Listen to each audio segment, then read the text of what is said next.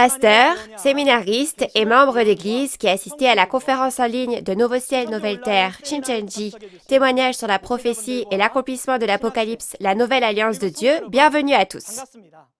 Je suis Ki-Chol Hong et je serai votre présentateur aujourd'hui. Les prophéties de l'Apocalypse de Jean et la parole de la réalité de leur accomplissement, que vous devez absolument connaître si vous êtes un croyant, sont actuellement diffusées en direct dans le monde entier sur YouTube. La conférence en ligne de Nouveau Ciel, Nouvelle Terre, Shincheonji, qui explique clairement l'Apocalypse, qui était considéré comme difficile à comprendre jusqu'à maintenant, attire l'attention non seulement des croyants, mais aussi celle des pasteurs. Je crois que plus les personnes présentes ici entendent cette parole, plus elles expérimentent directement le fait que l'Apocalypse de Jean n'est pas un texte complexe et obscur, expliqué avec des commandements d'hommes, mais est parfaitement rationnel et peut être clairement compris à travers la Bible. J'espère que ce temps aujourd'hui sera un temps de grâce et d'amour pour donner à boire à nos esprits assoiffés de la parole de Dieu. Nous allons donc commencer par la prière.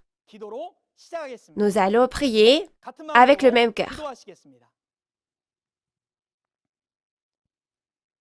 Dieu le Père, envers qui nous sommes reconnaissants, nous vous remercions de nous avoir permis d'organiser la conférence en ligne de Nouveau Ciel, Nouvelle Terre, Shincheonji dans le monde entier aujourd'hui sur le témoignage de la prophétie et de l'accomplissement de l'Apocalypse, la nouvelle alliance de Dieu.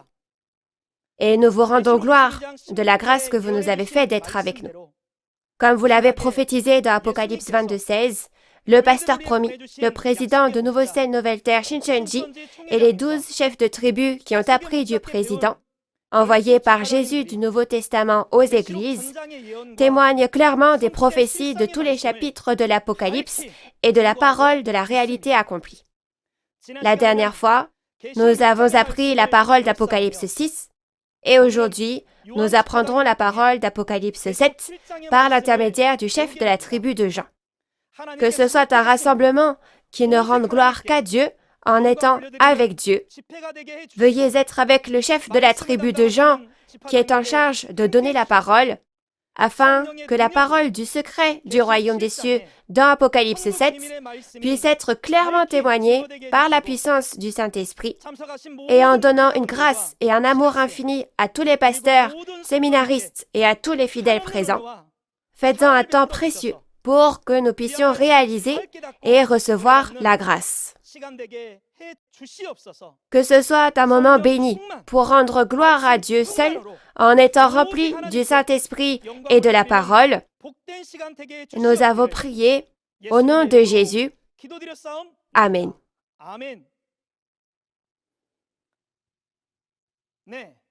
Nous tenons à vous informer que la conférence en ligne d'aujourd'hui se déroule dans le strict respect des règles de prévention sanitaire et de distanciation sociale. La dernière fois, nous avons appris la parole d'Apocalypse chapitre 6. Je crois que l'œuvre de Dieu et de Jésus qu'ils ont promise et accomplie sans faute a été un enseignement précieux dans vos cœurs.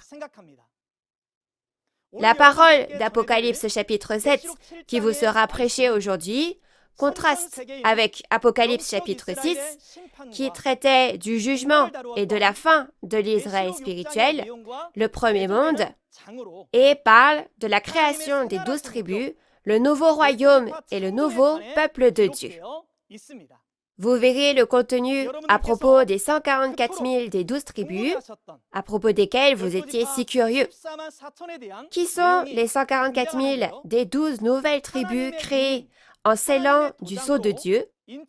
Qu'est-ce que le sceau de Dieu? Et qu'est-ce que la grande multitude en blanc que personne ne peut compter? Vous êtes curieux, n'est-ce pas? Et puisqu'il est écrit que la multitude en blanc sortira de la grande tribulation, il doit aussi y avoir une grande tribulation à traverser. Afin de répondre clairement à toutes ces questions, Pour vous, aujourd'hui, Ki-won Lee, chef de la tribu de Jean, a préparé cette conférence. Aujourd'hui encore, alors que les prophéties et les réalités de l'Apocalypse sont témoignées une à une, j'espère que vous obtiendrez une grande réalisation et que ce sera un temps précieux pour que la lumière de la vérité brille avec éclat dans vos cœurs. Ainsi, accueillons Ki-won Lee, le chef de la tribu de Jean, qui va prêcher la parole. Veuillez l'accueillir avec des applaudissements chaleureux.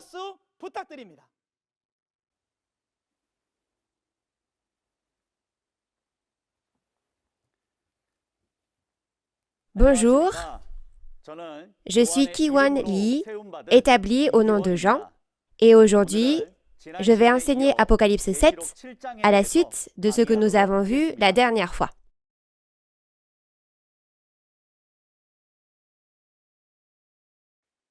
Témoignage sur la prophétie et l'accomplissement de l'Apocalypse, la nouvelle alliance de Dieu. La parole dont je témoignerai aujourd'hui sera le contenu du chapitre 7 de l'Apocalypse. Quand on regarde le titre du chapitre 7 de l'Apocalypse, ce serait les 12 tribus de la nouvelle Israël spirituelle nouvellement créée. Si vous regardez le titre, il est écrit « nouvellement créé », n'est-ce pas? Cela a le sens de créer à nouveau, parce que quelque chose qui a été créé auparavant n'était pas bon. Ainsi, aujourd'hui, Dieu crée à nouveau le royaume et le peuple de Dieu, et ce sont les 12 tribus de la nouvelle Israël spirituelle mentionnées dans Apocalypse 7 aujourd'hui. Donc, si le dessein de Dieu dans les 66 livres de la Bible et dans l'Apocalypse pouvait être résumé en un mot, ce serait la création d'un nouveau royaume et d'un nouveau peuple, les 12 tribus. Ça, c'est le but final de Dieu. Je vais vous parler du déroulement du contenu d'Apocalypse 7. Tout d'abord, dans Apocalypse 6, le soleil, la lune et les étoiles ont été jugés. Je sais que vous l'avez bien appris la dernière fois à travers le chef de la tribu de Thomas.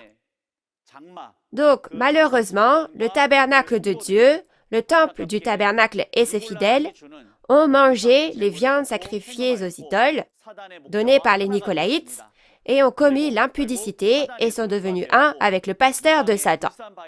Et au final, ils sont devenus la propriété de Satan et se sont cachés dans les cavernes, les montagnes et les rochers des païens. À cause de cela, le temple du tabernacle de Dieu et ses fidèles ont été jugés et détruits. Résultat, ce n'était pas seulement la fin d'une église, mais la fin d'une ère. Le royaume et le peuple de Dieu ont maintenant donc disparu.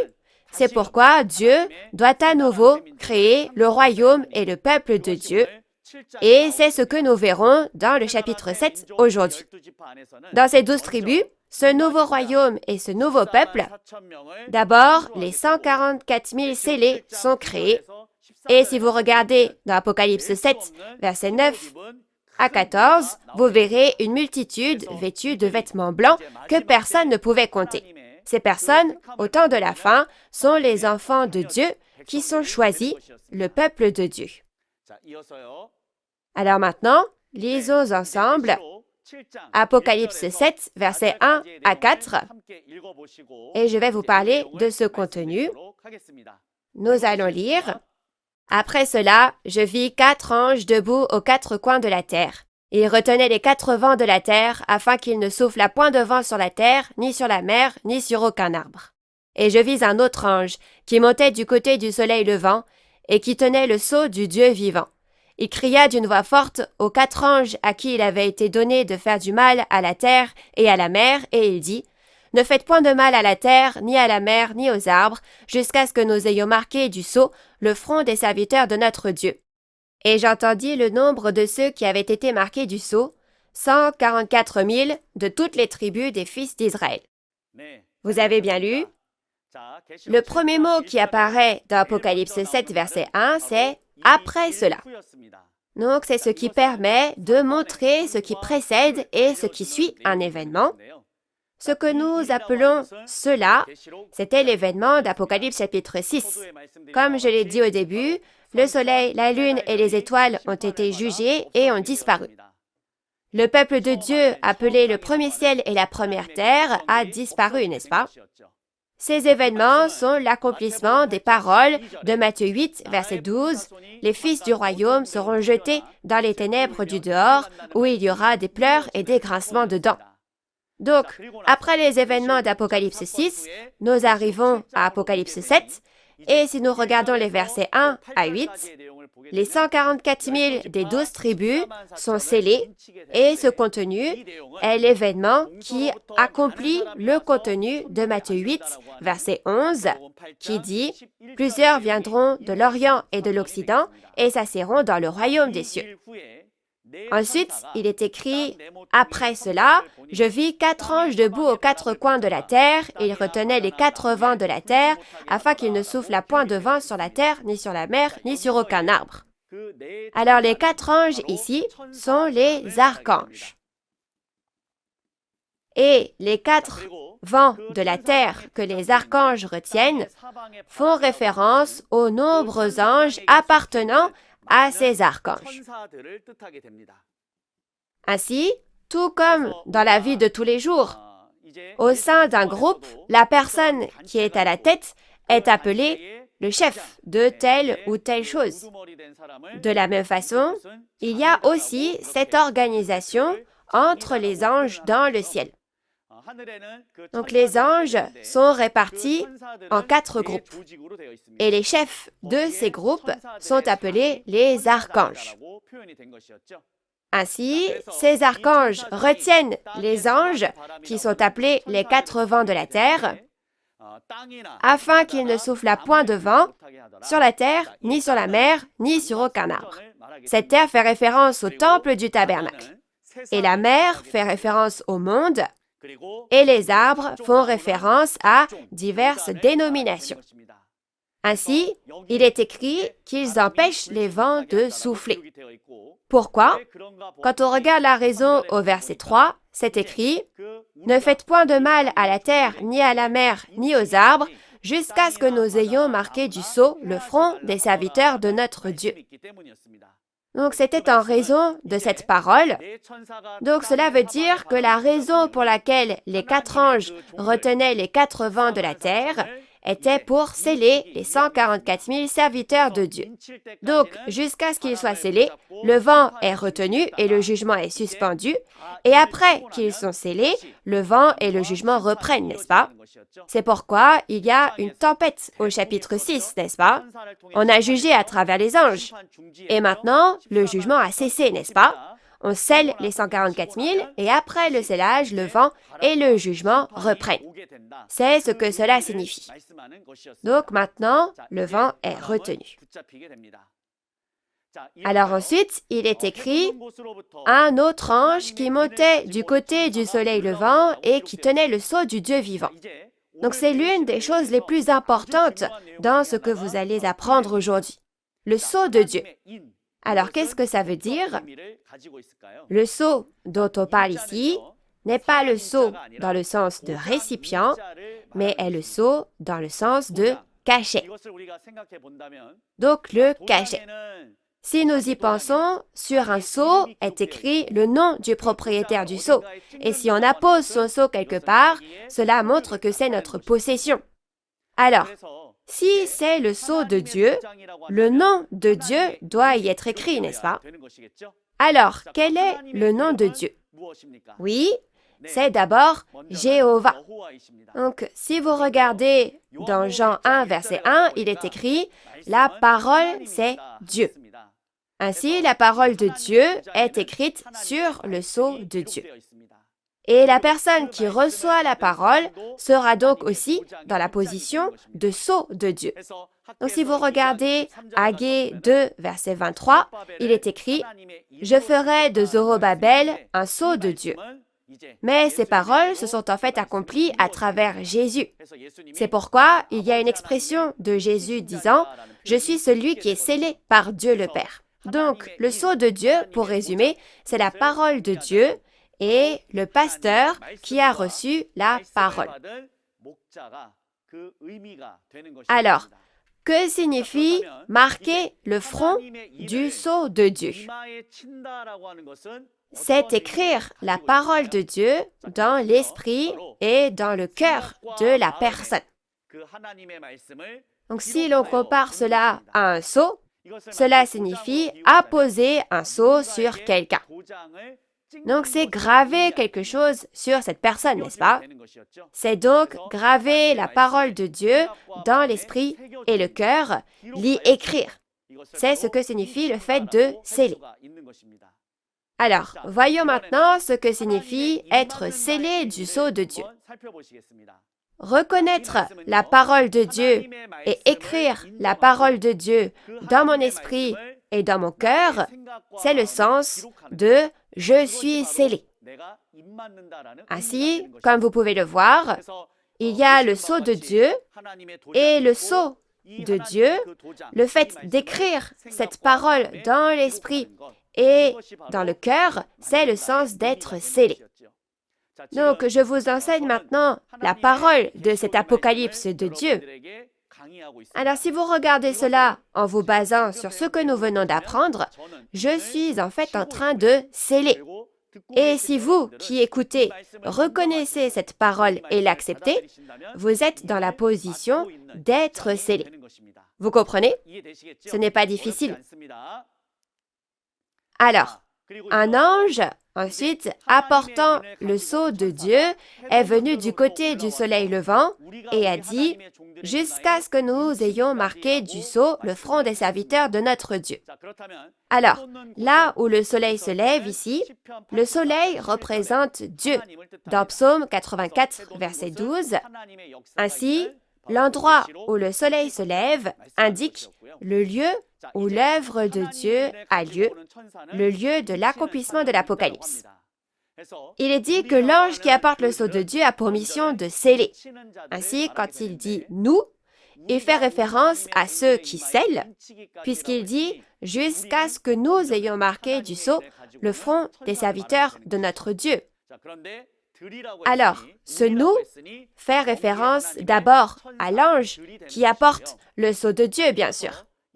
Mais puisqu'il dit au pluriel « nous », il parle des anges de Dieu dans le monde spirituel. Alors, qui marque du sceau sur cette terre? L'ange qui vient avec la parole de Dieu la donne aux hommes, mais il ne la donne pas en allant voir chacun, un par un. Quand on regarde le chapitre 10 de l'Apocalypse, il y a un ange qui apporte la parole révélée de Dieu et de Jésus. L'ange apporte ce livre à une personne d'Apocalypse 10 et le lui fait manger. Celui qui a reçu et mangé le livre a pu réaliser pleinement ces paroles, n'est-ce pas? Alors, les anges viennent-ils enseigner la Bible et la dire à tout le monde? Non, ce n'est pas le cas. Dans la Bible, il y a le schéma montrant que cette parole n'est donnée qu'à une seule personne. Il faut donc que cela s'accomplisse selon cette parole, n'est-ce pas? Ainsi, le pasteur qui a mangé le livre ouvert dans Apocalypse 10 est apparu, et la réalité de ce pasteur est le président de Nouveau Ciel, Nouvelle Terre, Shincheonji, Man Hee Lee, aujourd'hui.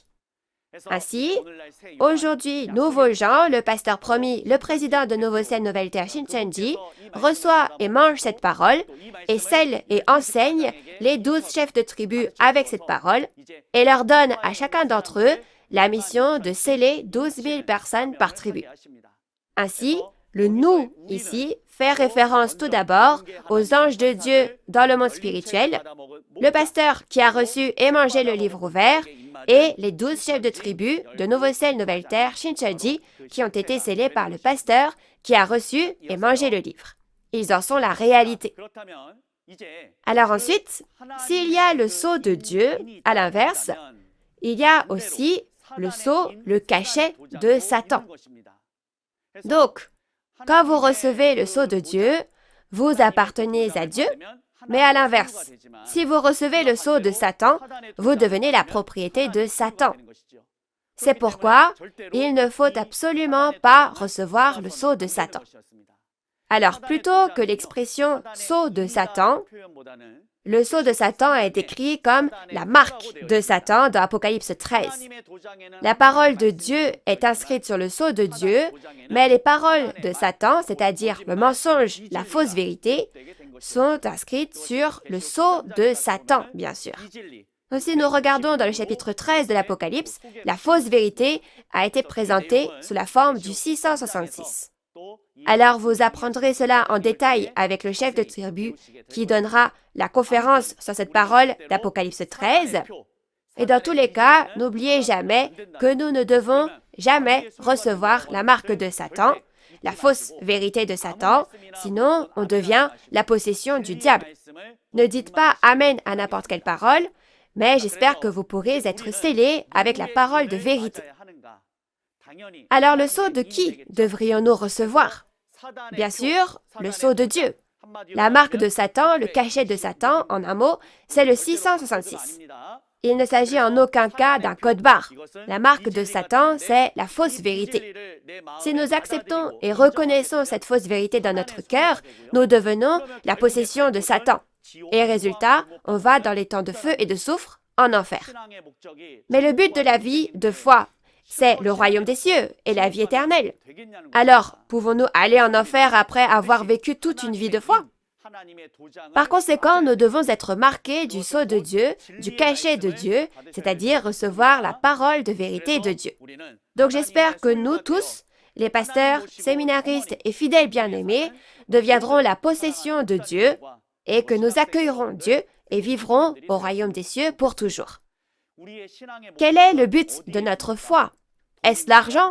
Est-ce le pouvoir? L'autorité? Non. Comme le dit 1 Jean chapitre 5 verset 13, le but de notre foi est de méditer vraiment la Bible et le seul but de croire en Dieu et en Jésus doit être le royaume des cieux et la vie éternelle. La manière d'y parvenir est bien écrite dans la parole de la Bible. Par conséquent, j'espère que nous tous, vous et moi, nous serons scellés du sceau de Dieu, la parole de vérité. Alors, si c'est le cas, on veut recevoir le sceau de Dieu. Mais qu'est-ce? Donc, si vous me demandez quel est le sceau de Dieu, alors je vais vous répondre. Le sceau de Dieu, le cachet de Dieu que nous devrions recevoir aujourd'hui, alors c'est la nouvelle alliance dont Jésus a parlé dans Luc 22, 14 à 20 et Hébreux 8, 10 à 12. Nous devons avoir cette parole en nous. Et pour décrire la nouvelle alliance simplement, en un mot, c'est l'Apocalypse. Alors, qu'est-ce que la nouvelle alliance? C'est exact, c'est l'Apocalypse de Jean. Cette Apocalypse de Jean a été écrite comme une révélation, en vision, soit une prophétie il y a 2000 ans, mais maintenant, elle s'est accomplie dans la réalité et c'est pourquoi je peux en témoigner comme ça. Ainsi, écrire la prophétie de l'Apocalypse, son accomplissement et sa réalité physique dans notre esprit et notre cœur, c'est le sceau de Dieu que nous devons recevoir aujourd'hui. Ainsi, à travers cette conférence sur l'Apocalypse, j'espère vraiment que tous les pasteurs et tous les croyants bien-aimés auront un temps précieux pour être scellés. Donc je vous le dis encore une fois, le sceau de Dieu que nous devons recevoir aujourd'hui, c'est la nouvelle alliance, soit la prophétie de l'Apocalypse de Jean et sa réalité. Maintenant, nous allons lire Apocalypse 7, versets 5 à 8. Au verset 4, le nombre de serviteurs scellés est donné. C'est écrit que ce sont les 144 000 de chacune des 12 tribus. Alors vérifions ce contenu des versets 5 à 8. Nous allons lire. De la tribu de Juda, 12 000 marqués du sceau. De la tribu de Ruben, 12 000. De la tribu de Gad, 12 000. De la tribu d'Asser, 12 000. De la tribu de Nephtali, 12 000.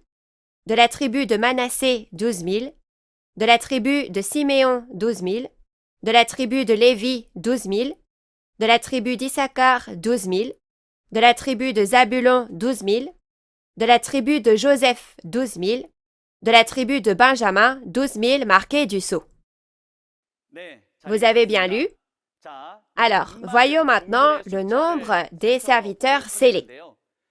Ce nombre est celui des 144 000 des 12 tribus.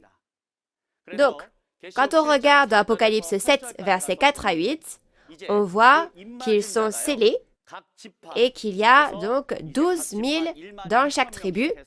Donc, il y a 12 tribus au total. Alors, 144 000 personnes sont faites de cette façon. Alors, je vais vous parler de ces 144 000 personnes plus tard aussi, mais sachez que ce n'est pas un nombre symbolique. Ce nombre doit être créé dans la réalité. Alors, comment ces 144 000 sont-ils créés? Ce nombre est-il créé au hasard, à ce moment, juste comme ça, sans plan précis? Non, ce n'est pas le cas. Ces 144 000, le fait qu'ils sont créés au temps de la fin, avait été prophétisé il y a déjà 2600 ans. Ainsi, il a été prophétisé dans Jérémie 31, 27 que deux types de semences seraient semées, la semence de l'homme et la semence de bête. Et selon cette parole, environ 600 ans plus tard, Jésus, qui est venu sur cette terre au premier avènement, sème la bonne semence sur cette terre selon cette parole. Cette bonne semence, c'est la semence de Dieu. Cependant, lorsque cette semence de Dieu est semée, le diable, l'ennemi, vient et sème par-dessus aussi sa propre semence livrée. Et Jésus dit que puisque la bonne semence, la semence de Dieu, a été semée, cette semence grandira et deviendra du bon grain plus tard. Et le grain est moissonné et mis dans le grenier, la grange, et Jésus a prophétisé que cette grange serait le royaume des cieux où Dieu et Jésus demeurent, puis il est parti. Ainsi, la semence de Dieu a été semée sur la terre, et la semence du diable aussi a été semée. Luc 8, 11 dit que la semence est la parole de Dieu. Donc, la semence que Jésus a semée ne parlait pas d'une sorte d'agriculture physique. Ce n'est pas une semence que l'agriculteur sème, mais la semence de la parole de Dieu. La parole de Dieu. Alors maintenant, 2000 ans se sont écoulés depuis que la semence de Dieu a été semée. Alors bien sûr, maintenant, les grains sont suffisamment mûrs si on regarde du point de vue du temps de l'agriculture spirituelle. Donc si vous regardez Apocalypse 14, 14 à 16, il est dit « Maintenant le grain est mûr et l'ange moissonne avec cette seule faucille. » Donc si vous regardez dans Apocalypse 14, la Bible dit « Les premiers fruits mûrs moissonnés sont les 144 000. » Alors maintenant, les 144 000 grains mûrs, les premiers fruits, ont été produits. Et dans Jacques 1, verset 18, il est dit « Ils sont nés de la parole de vérité. » Alors, nous moissonnons aujourd'hui. Donc, les 144 000 moissonnés sont scellés dans Apocalypse 7. Et en gravant encore et encore les paroles de l'accomplissement physique de l'Apocalypse, les 144 000 qui sont nés de la parole de vérité ont été créés. Et donc maintenant, enfin, les 144 000, les fils de Dieu, les premiers fruits, ont été moissonnés et scellés selon la volonté de Dieu. Alors, qui sont ces 144 000 personnes? Alors, on moissonne et on scelle. Et les 144 000 sont créés. Donc, ils sont ceux qui ont reçu le sceau de Dieu avec la nouvelle alliance, l'Apocalypse. La loi de Dieu, mentionnée dans Hébreux chapitre 8, qui dit de graver la loi de Dieu dans son esprit et dans son cœur, c'est graver la parole de l'Apocalypse dans ses pensées et dans son cœur, bien sûr. Alors, puisque c'est gravé, bien sûr, vous pouvez l'enseigner à quelqu'un. Ainsi, ils doivent accomplir la mission de pasteur de la nouvelle Israël spirituelle au sein de la nouvelle nation de Dieu. De plus, comme le disent les paroles d'Apocalypse 22, ce sont les serviteurs de Dieu qui régneront comme des rois, c'est-à-dire qui rempliront la mission de prêtre, de pasteur au siècle des siècles. Ainsi, ces 144 000 remplissent la mission de prêtre qui enseigne la parole dans le royaume de Dieu. Donc j'espère que vous vous souviendrez bien de ce point-là. Ce sont vraiment des personnes bénies, n'est-ce pas? Cela a été prophétisé il y a 2500 ans et en réalité aujourd'hui, ils sont devenus les fils de Dieu qui sont nés de la semence de Dieu. Ils sont donc le peuple qui reçoit les plus grandes bénédictions. Alors, ceux qui sont scellés. Comment donc savoir si on est scellé ou non? juste en disant « Ah, je suis scellé, est-on scellé pour autant ?» Par exemple, comment savons-nous à l'école si un élève connaît la réponse à un problème de maths? Ou, pour utiliser les termes d'aujourd'hui, s'il l'a écrit dans son esprit et dans son cœur. S'il dit « Ah oui, je sais bien », alors est-ce que c'est bon, mais est-ce qu'il sait? Non, n'est-ce pas? Bien sûr, on passe un examen. Alors, seulement, les vraies capacités de la personne seront révélées, n'est-ce pas? Donc, aujourd'hui, à Nouveau Ciel, Nouvelle Terre, Shincheonji, il y a l'accomplissement physique de ces choses à travers les examens pour voir si oui ou non, nous avons vraiment écrit la Nouvelle Alliance, l'Apocalypse, cette parole, dans notre esprit et dans notre cœur.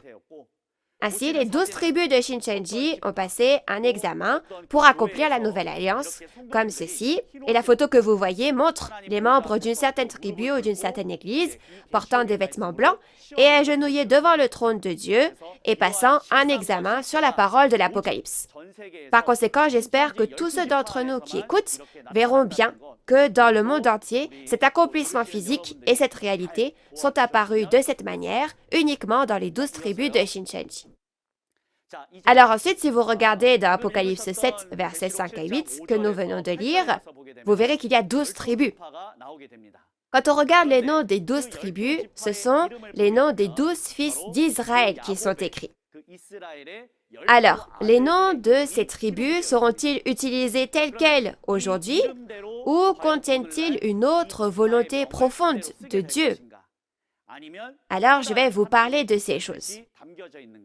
Donc, les noms des tribus de ce nouveau royaume et de ce nouveau peuple, la nouvelle Israël spirituelle, les noms des 12 tribus, s'écrivent avec les noms des 12 disciples de Jésus. Alors, dans la référence, ce sont les noms des 12 fils de Jacob dans l'Ancien Testament qui sont écrits. Mais en réalité, aujourd'hui, ce sont les noms des 12 disciples de Jésus qui sont utilisés. Alors ça, ce n'est pas mon opinion personnelle, et c'est faire selon la volonté de Jésus. Si vous regardez dans Matthieu 19, verset 28, Jésus a dit « Quand le Fils de l'homme, au renouvellement de toutes choses, sera assis sur le trône de sa gloire, vous qui m'avez suivi, vous serez de même assis sur 12 trônes et vous jugerez les 12 tribus d'Israël. » Alors, cela arrivera lorsque le monde sera renouvelé, c'est-à-dire lorsque la 7e trompette d'Apocalypse 11, verset 15, sonnera. À ce moment-là, le monde passera du royaume du monde au royaume de Dieu. Alors en ce temps-là, vous, les 12 qui m'avez suivi, les 12 disciples, je vous donnerai le pouvoir de juger les 12 tribus d'Israël qui seront apparues en ce temps-là. C'est ce que Jésus leur a dit. Alors le problème est qu'il y a 2000 ans, les disciples de Jésus ont été martyrisés et sont morts. Ils n'ont donc plus de corps maintenant. Alors comment peuvent-ils régner sur les 12 tribus qui sont créées sur cette terre? La réponse est la suivante. Si on regarde dans Apocalypse 21, verset 14, il est dit que les 12 disciples sont les 12 pierres de fondation. Dans la ville sainte du monde spirituel, la Nouvelle Jérusalem, le royaume des cieux, les 12 disciples de Jésus sont les 12 pierres de fondation. Et le royaume de Dieu descend sur cette terre. Il est écrit, la ville sainte, la Nouvelle Jérusalem, descend sur le nouveau ciel et la nouvelle terre. Ainsi, maintenant qu'elle descend sur cette terre, les noms des disciples descendront sur cette terre telle qu'elle aussi. Donc, bien évidemment, le nom des 12 tribus devrait être donc les 12 tribus où les noms des disciples sont écrits. Par conséquent, l'esprit et la chair doivent devenir un.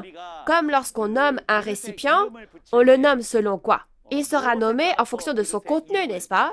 Ainsi, s'il contient du riz, cela devient un bol de riz. S'il contient de la soupe, alors il devient un bol de soupe. Et si c'est de la sauce soja qui est versée, alors c'est un bol de sauce soja. Donc le nom du récipient change en fonction de son contenu. Ainsi, les esprits des disciples entrent dans les chairs qui sont sur cette terre, qui sont donc comme un trône, et vivent ensemble.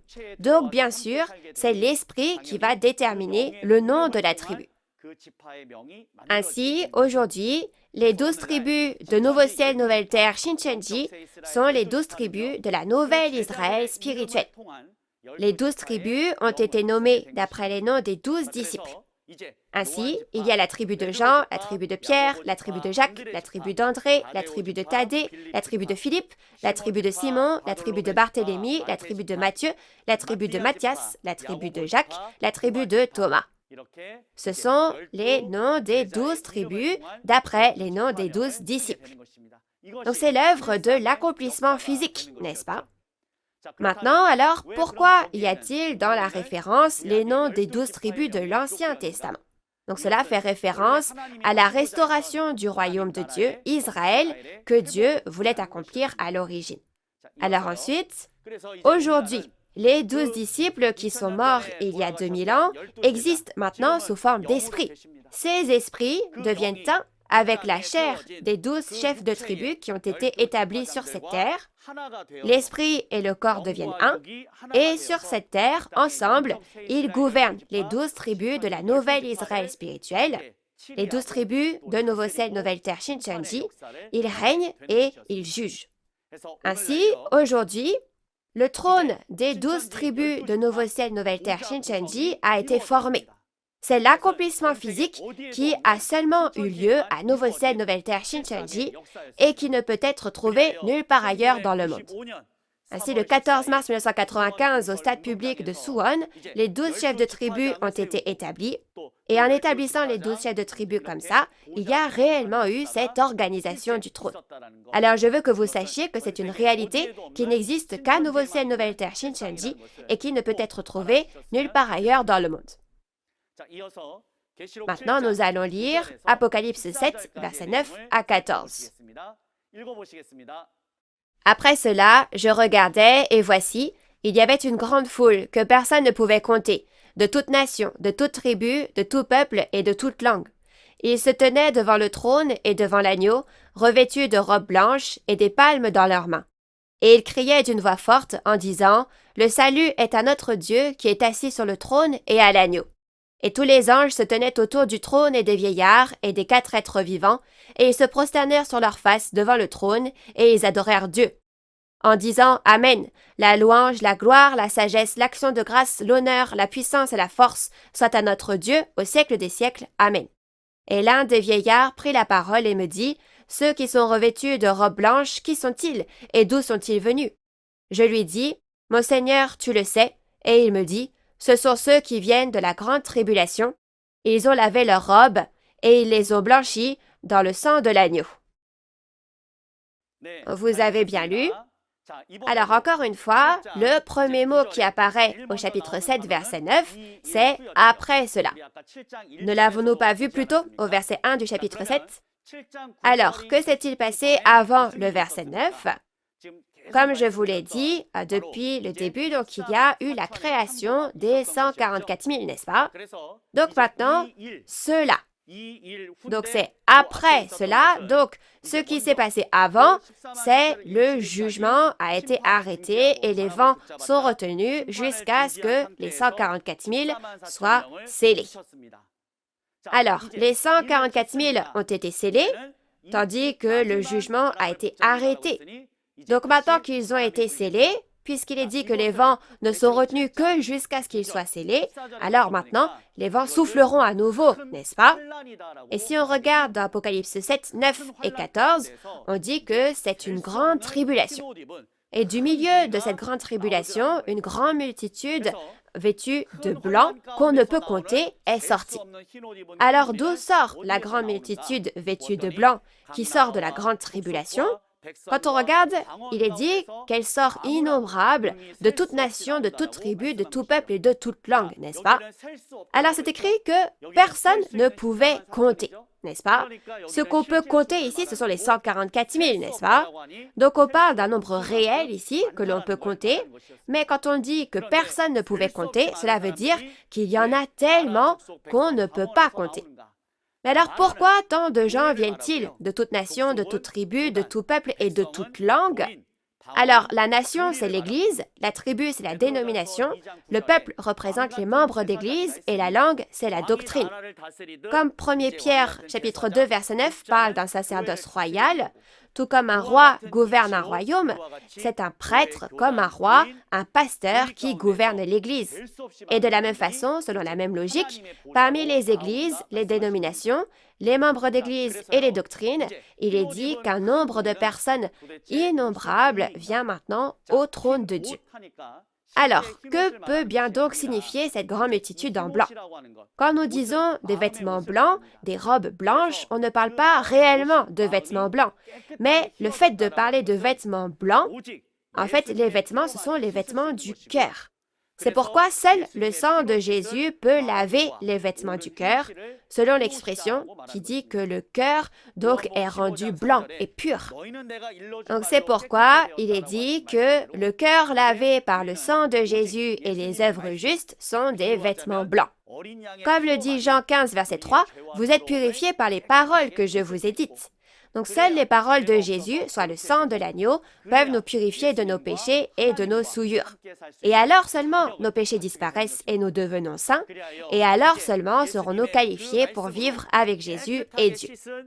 Ainsi, ces innombrables personnes qui ont été purifiées par les paroles de Jésus viennent devant le trône de Dieu et de l'agneau avec des palmes dans leurs mains. Donc cette parole s'accomplira, n'est-ce pas? Donc si on regarde quel genre de personnes sont cette grande multitude en blanc, de chacune de ces dénominations appelées nations, tribus, peuples et langues, ce sont les personnes qui comprennent la parole de Dieu et sortent donc de chaque dénomination. Donc de chaque dénomination. Ils sortent de chaque dénomination en disant « Ah, vraiment, maintenant, ces paroles de Jésus sont vraies. » Alors, ils viennent à la nouvelle Israël spirituelle. Après avoir entendu les paroles des 12 tribus, ils se disent « Ah, cette parole est vraie !» Et finalement, ils sortent de chaque dénomination et viennent à la nouvelle Israël spirituelle. Donc cette multitude en blanc, ce ne sont pas les pasteurs. Elle fait référence donc au peuple et aux fidèles. Ainsi, les 144 000 se référaient aux pasteurs, puisque ce sont ceux qui sont scellés, et la multitude en blanc, elle, afflue en nombre incalculable plus tard, lors de la grande tribulation, c'est-à-dire après cela. Après avoir entendu la parole révélée de Nouveau ciel, nouvelle terre, Shincheonji, les 12 tribus de la nouvelle Israël spirituelle, ces personnes ont réalisé « Ah, ces paroles sont vraies !» Et elles affluent, mais en tant que peuple, en tant que fidèles. Donc, veuillez bien faire la différence entre les deux concernant cette partie-là. Et alors, où est devant le trône de Dieu et de l'agneau, où se rassemble donc l'innombrable multitude vêtue de blanc? Quand on regarde dans la Bible, il y a la réponse. Quand on regarde au chapitre 14 de l'Apocalypse, il est écrit « Je regardais et voici, l'agneau se tenait sur la montagne de Sion et avec lui 144 000 personnes. » Alors, Jésus se tient sur le mont Sion, n'est-ce pas? Mais avec lui, il y a 144 000 personnes. Cependant, puisque les 144 000 constituent les 12 tribus d'Apocalypse 7 que nous venons d'apprendre, au final, où se trouve ce devant le trône de Dieu et de l'agneau, où se rassemble la multitude en blanc, on peut donc savoir que c'est l'endroit où il y a les 12 tribus, n'est-ce pas? Alors maintenant, à Nouveau ciel, nouvelle terre, Shincheonji, nous sommes vraiment en train de faire connaître cette parole dans le monde entier à travers ces conférences sur l'Apocalypse, et je crois qu'il y aura cette œuvre très grande au cours de laquelle d'innombrables personnes qui auront entendu et réalisé la parole se rassembleront. Alors, quelle est la différence entre les 144 000 et la grande multitude en blanc? Les 144 000 sont ceux qu'on scelle, n'est-ce pas? Et maintenant, ça y est, ils sont scellés, n'est-ce pas? Donc, ce sont les prêtres, n'est-ce pas? Ce sont les pasteurs. Alors, après avoir scellé les 144 000, la grande multitude en vêtements blancs, c'est le peuple dont les péchés ont été pardonnés par le sang de Jésus, ce sont les fidèles. Et les 144 000, ce sont ceux qui sont moissonnés, ceux qui ont été moissonnés. Ainsi, les 144 000 ont été moissonnés et scellés, appartiennent aux 12 tribus et remplissent la mission de prêtre. Et ceux qui sont venus au royaume de Dieu et se sont lavés dans le sang de l'agneau et sont devenus le peuple et les fidèles sont la grande multitude revêtue de vêtements blancs. Donc en abrégé, on peut dire que c'est la multitude en blanc. Maintenant, nous allons lire Apocalypse 7, versets 15 à 17. Nous allons lire. « C'est pour cela qu'ils sont devant le trône de Dieu et le servent jour et nuit dans son temple. Celui qui est assis sur le trône dressera sa tente sur eux. Ils n'auront plus faim Ils n'auront plus soif, et le soleil ne les frappera point, ni aucune chaleur. Car l'agneau qui est au milieu du trône les paîtra et les conduira aux sources des eaux de la vie, et Dieu essuiera toute larme de leurs yeux. Vous avez bien lu? Alors ici, il est écrit qu'ils sont devant le trône de Dieu, n'est-ce pas? Alors ici, c'est la suite de ce qui a été mentionné avant. Donc, ce sont les 144 000 et la multitude en blanc, les 12 tribus de la nouvelle Israël spirituelle. Donc, ils sont maintenant devant le trône de Dieu. Alors, il est dit qu'ils servent Dieu jour et nuit dans le temple de Dieu. Le temple de Dieu, où sont les 144 000 et la multitude en blanc, c'est-à-dire le nouveau ciel et la nouvelle terre, c'est le temple du tabernacle du témoignage, c'est le nouveau ciel et la nouvelle terre, les 12 tribus de nouveau ciel, nouvelle terre, Shinchenji.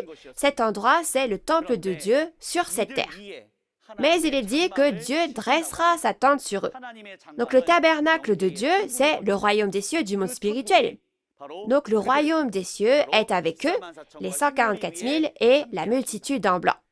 Donc dans Apocalypse 21, verset 1, les versets 1 à 3, on retrouve le même contenu. Il est écrit « La nouvelle Jérusalem, la ville sainte du monde spirituel, vient sur le nouveau ciel et la nouvelle terre, et le tabernacle de Dieu est avec les hommes. » Alors, que se passera-t-il lorsque Dieu établira ce tabernacle?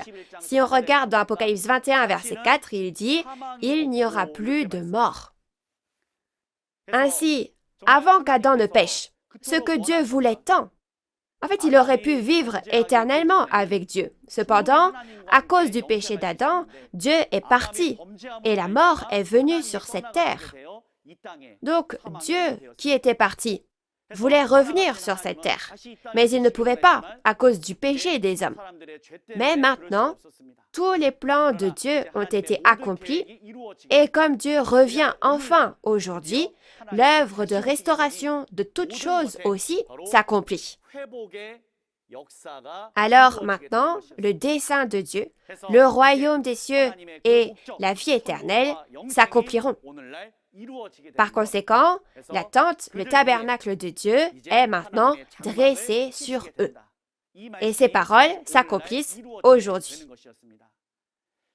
Bien-aimés, nous devons croire ces paroles. Jésus, qui est venu sur cette terre il y a 2000 ans, a également annoncé la vie éternelle. Préférez-vous vivre ou préférez-vous mourir? L'espoir de tout le monde est de ne pas mourir, et c'est aussi la volonté de Dieu. Ainsi, clairement, dans la Bible, Dieu et Jésus ont prophétisé cette parole, qu'il n'y aura plus de mort, et ils accomplissent forcément selon ces paroles. Donc j'espère que vous croirez en ces paroles. Ensuite, il a dit, maintenant, l'agneau est notre berger, et donc maintenant l'agneau nous conduit aux sources des eaux de la vie. Alors, l'eau de la vie signifie donc la parole de vie qui donne la vie éternelle. Alors, cette parole de l'eau de la vie, bien sûr, l'eau doit avoir une source d'où elle sort, n'est-ce pas? C'est-à-dire qu'il doit y avoir une source d'eau de la vie. Et c'est le trône de Dieu et de l'agneau, Jésus, qui est cette source. C'est la fontaine d'où sort la parole de vie. Donc, dans ce cas, le pasteur qui est avec Dieu et Jésus est aussi la source de la parole, donc comme une fontaine sur cette terre. Ainsi, le pasteur qui prêche la parole de vie, celui qui vint aujourd'hui, devient la réalité de la source d'eau de la vie, n'est-ce pas? Ainsi, Jésus nous conduit à la source de l'eau de la vie et de plus, ceux qui ont reçu la parole de l'eau de la vie maintenant, le soleil ne les frappera point, ni aucune chaleur. Ils ne reçoivent jamais donc la marque de la fausse vérité du diable. Ils ne sont pas trompés par les paroles du diable et ils vont au royaume des cieux en gardant les paroles de Dieu et de Jésus jusqu'à la fin. Donc c'est ce que dit cette parole. Donc de cette façon, nous avons vu le contenu d'Apocalypse chapitre 7. Et maintenant, laissez-moi vous donner la conclusion. Alors, il n'y a que les 12 tribus de la nouvelle Israël spirituelle qui sont le peuple promis dans la Bible, ceux qui appartiennent à Dieu, le peuple de Dieu promis dans la Bible. Ce n'est pas ma parole, mais le contenu du chapitre 7 de l'Apocalypse que nous avons appris aujourd'hui. Par conséquent, si on ne fait pas partie des 144 000 de la nouvelle Israël spirituelle et de la multitude en blanc, on devient des personnes qui n'ont absolument rien à voir avec Dieu. Alors, bien-aimés, j'espère vraiment que nous appartiendrons aux 12 tribus de la nouvelle Israël spirituelle et le peuple céleste, le peuple du ciel, de Dieu, qui sera sauvé et reconnu par Dieu. La foi, c'est le chemin qui suit la Bible. Ce n'est pas en faisant les choses automatiquement, comme je veux, que le Seigneur comprendra mon cœur. Ce n'est pas le cas. Dans Matthieu 7, Jésus a dit, « Ceux qui me disent Seigneur, Seigneur, n'entreront pas tous dans le royaume des cieux, mais celui-là seul qui fait la volonté de mon Père qui est dans les cieux. » Donc, telle est la volonté de notre Dieu, la volonté de Jésus. Aujourd'hui, j'espère que nous pourrons tous comprendre pleinement les paroles de l'Apocalypse afin de pouvoir tous aller au royaume des cieux et vivre avec Dieu pour toujours. Alors, dans l'Apocalypse, il est dit que la multitude en blanc, ce sont ceux qui ont lavé leurs robes et les ont blanchis dans le sang de l'agneau. Et la Bible dit aussi, les 144 000 prêtres sont le royaume et les prêtres achetés par le sang de Jésus. C'est pourquoi le sang de Jésus nous est absolument nécessaire. Mais qu'est-ce que le sang de Jésus? Il faut savoir, n'est-ce pas? Le sang de Jésus, c'est la parole révélée.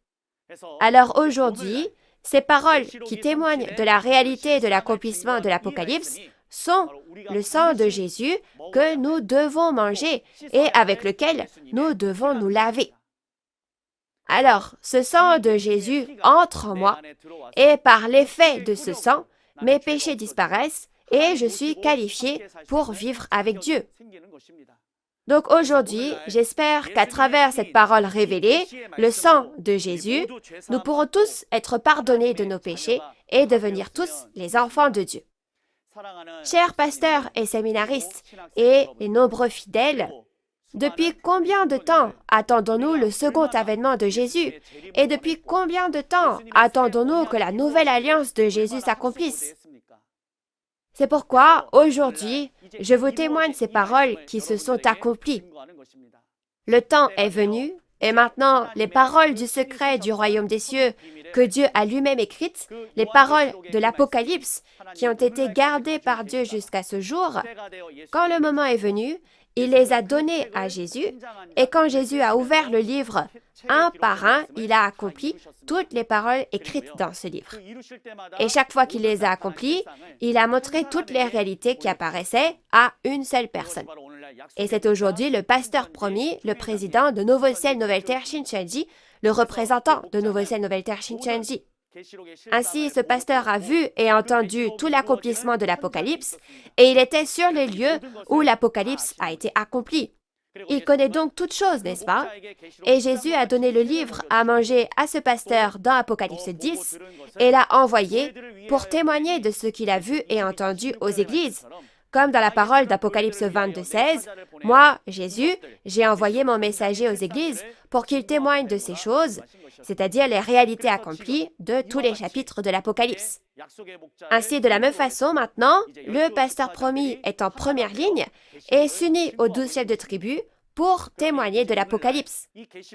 Ainsi, aujourd'hui, cette Apocalypse est entièrement ouverte. C'est le livre de vie qu'il faut connaître et il est dit que si vous ajoutez au retranché à ce livre, vous ne pourrez pas aller au royaume des cieux. Donc maintenant, même si nous sommes tous issus de dénominations différentes et que nous avons des doctrines différentes, devenons un dans cette parole et atteignons tous le royaume des cieux et la vie éternelle que nous avons tant espéré. J'espère vraiment que nous pourrons faire ainsi. Maintenant, enfin, je crois que vous et moi, tous ceux qui entendent cette parole, nous deviendrons un. Nous croyons que nous sommes un en Dieu et en Jésus. Allons tous ensemble au royaume des cieux en devenant un dans la foi sans se quereller. Je vous aime sincèrement. Pour finir, afin de montrer que nous sommes un en Dieu et en Jésus, nous allons tous lever l'index quand je dirai « Nous sommes un ». Merci d'avoir écouté. Nous croyons que nous sommes un en Dieu et en Jésus. Allons au royaume des cieux ensemble. Nous sommes un. We are one. Merci. Donc pour finir, nous allons prier ensemble. Dieu notre Père, saint et très saint. Nous rendons grâce et gloire à Dieu le Père de nous avoir accordé un jour précieux aujourd'hui et de nous avoir permis d'étudier ensemble les paroles d'Apocalypse 7. Dieu notre Père, aidez-nous tous à appartenir aux 12 tribus de la nouvelle Israël spirituelle selon vos paroles. Et en outre, aidez-nous afin que nous puissions nous laver complètement avec le sang de Jésus et que nous puissions être qualifiés pour servir Dieu et vivre avec Jésus pour toujours. Notre seul but est le royaume des cieux. Nous croyons que nous devons connaître l'Apocalypse pour entrer dans le royaume des cieux. Il est dit que si vous ajoutez aux retranchés à l'Apocalypse, vous ne pourrez pas aller au royaume des cieux. Alors s'il vous plaît, donnez-nous la grâce afin que tout le monde puisse pleinement apprendre cette parole et aller au royaume des cieux sans ajouter ni retrancher. Donnez la grâce infinie du ciel aux pasteurs, séminaristes et fidèles bien-aimés qui écoutent cette parole, afin qu'ils puissent réaliser la parole, ouvrez leur cœur, leurs yeux et leurs oreilles.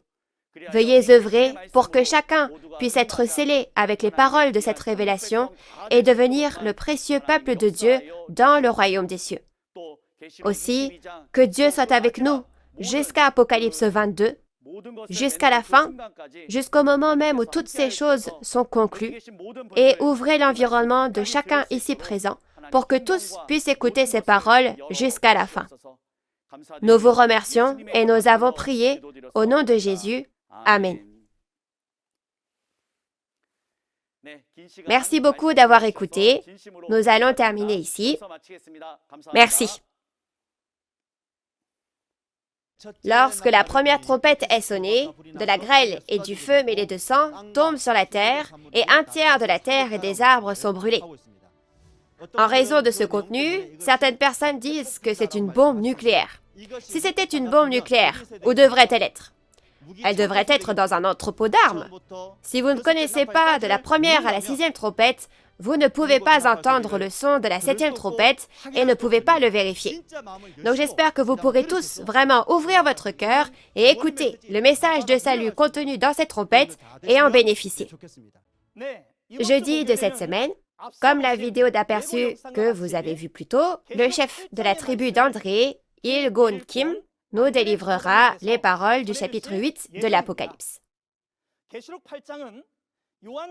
Apocalypse 8 est le chapitre où le dernier des 7 sceaux qui scellaient le livre de l'Apocalypse est ouvert et 4 des 7 trompettes sont sonnées. L'heure est la même qu'aujourd'hui à 10 heures, alors j'espère que tout le monde sera présent et réalisera la précieuse et véritable volonté de Dieu et la parole de la promesse. La raison pour laquelle l'Église Nouveau Ciel Nouvelle Terre Shincheonji peut témoigner des paroles de l'Apocalypse avec autant d'assurance est qu'il y a un pasteur promis qui a maîtrisé non seulement la Nouvelle Alliance, l'Apocalypse, mais aussi les prophéties des 4 évangiles et même leur réalité. En plus des paroles de l'Apocalypse que vous avez entendues aujourd'hui, si vous avez d'autres questions ou demandes de renseignements sur l'Église Nouveau Ciel Nouvelle Terre Shincheonji et sa doctrine, veuillez contacter le numéro représentatif de chaque tribu affiché à l'écran. Nous vous guiderons en détail et avec amabilité. Nous allons maintenant terminer en faisant la prière que le Seigneur nous a enseignée. Nous allons prier tous ensemble. Nous allons faire notre Père tous ensemble. Notre Père qui es aux cieux, que ton nom soit sanctifié, que ton règne vienne, que ta volonté soit faite sur la terre comme au ciel. Donne-nous aujourd'hui notre pain de ce jour. Pardonne-nous nos offenses, comme nous pardonnons aussi à ceux qui nous ont offensés. Et ne nous laisse pas entrer en tentation, mais délivre-nous du mal, car c'est à toi qu'appartiennent le règne, la puissance et la gloire pour les siècles des siècles. Amen. Ceci conclut la conférence en ligne de Nouveau Ciel, Nouvelle Terre, Shincheonji, témoignage sur la prophétie et l'accomplissement de l'Apocalypse, la nouvelle alliance de Dieu. Merci à tous d'avoir participé.